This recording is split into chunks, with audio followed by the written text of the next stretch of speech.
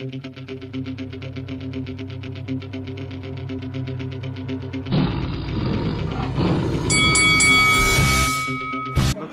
what's up? It's Brother Jack. You watching Lights Out TV. This is FAISAL Khan for Lights Out, and I'm here in Northampton at the Shoebox Boxing Gym. And with me, Mr. Mini Mike Stephenson. Mike, how you doing, mate? I'm good. How are you? I'm very well, thank you. I'm just going to jump straight into it. What can you tell us about Idris Virgo? What's going on? Because the last time we spoke to you, you were very vocal about it. It's a fight that you wanted. You said that you've called him out over social media. Can you tell us if there's been sort of any progression with that potential fight with Idris Virgo? Like I said, we sent the contract, didn't sign it. I messaged him personally and he didn't respond. So we move on and we just take our next opportunity. That's what we do. I obviously spoke to Adrian Martin. Of course, he's another man that was very interested in that fight. He was also willing to sort of go up to the weight of Idris Virgo. There's a lot of people that are chasing that fight, you know, good up-and-coming fighters such as yourself, you know. Are you looking at the fact that he's not accepted any of these latest challenges because he's still interested in fighting fighters that are perhaps considered journeymen, or is it just at the moment it's not much reward for taking a big risk?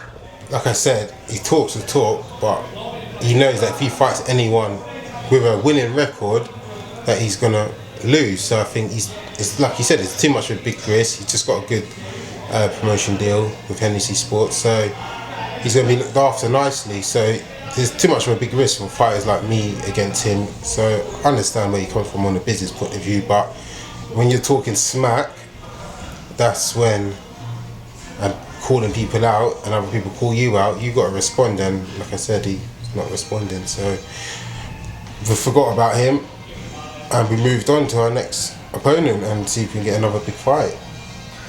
Me and you, we talk regularly, we talk a lot of boxing, you know. I've known you for many years now and you've never been one to shy away. You've always said it as it is, and you know, I know you're hungry to start fighting again. This whole pandemic has just, it's really been a downfall on, you know, small hall shows and of course amateur boxing. But who can you see yourself getting in the ring with in this year? You know, who's a ideal and realistic opponent for yourself?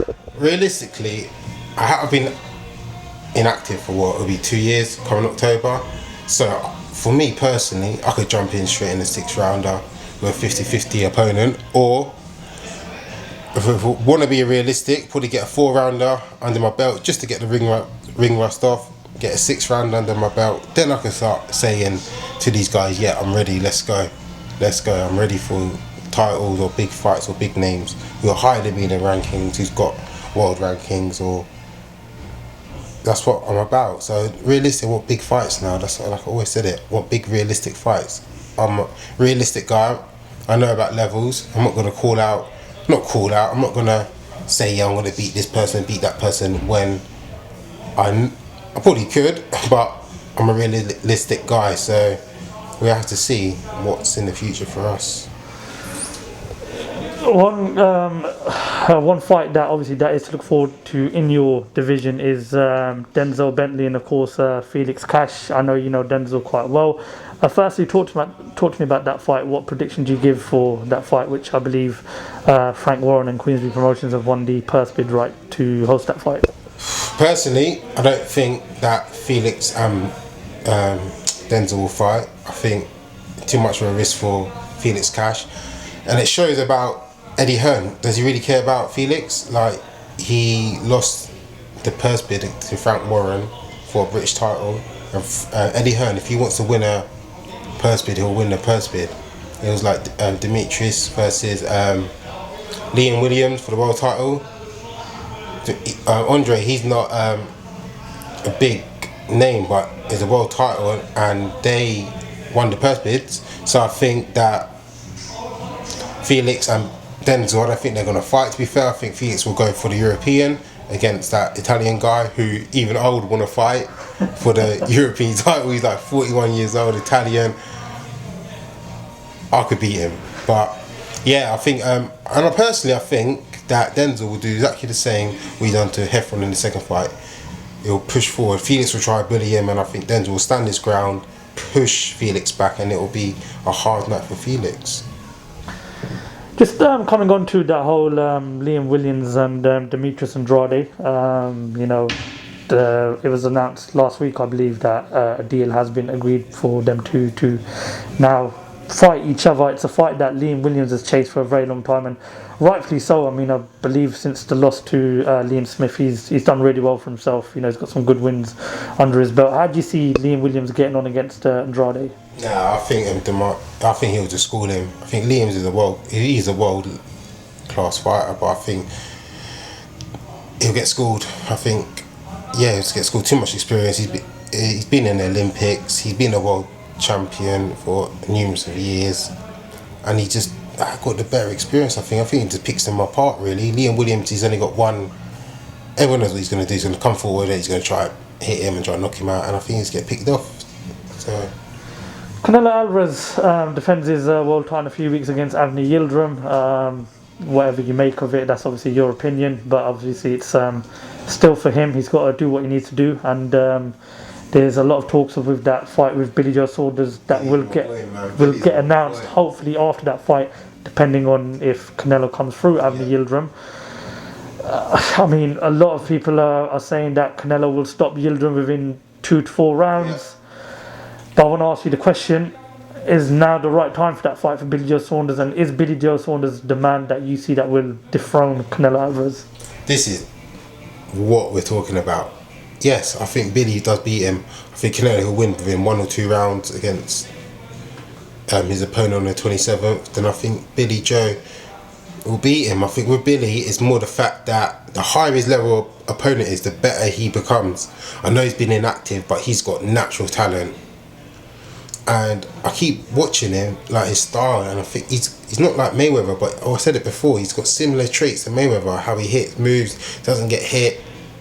And you saw Martin Murray, like that was a stupid fight for him. He didn't gain nothing from that. But I genuinely think he has the attributes to beat Canelo, and people are going to be shocked when he fights Canelo. Like he said, Canelo's never fought a gypsy, never fought someone like Billy Joe. I think Billy Joe will.